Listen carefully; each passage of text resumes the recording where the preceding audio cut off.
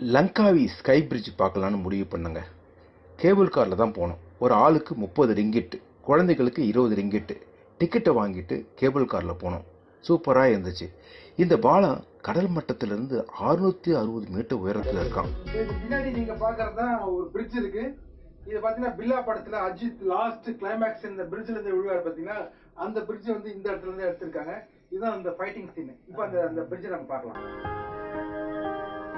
அங்கேயே ரெஸ்டாரண்ட் கூட இருக்குங்க. அங்கேயே நீங்கள் சாப்பிடலாம். நீங்களும் லங்காவி போனீங்கன்னா ஸ்கை பிரிட்ஜ் பாருங்க. Don't miss it. டிஎஸ்பிக்கு தெரிஞ்சிருக்கும். இப்போ உனக்கு தெரிஞ்சிருச்சு.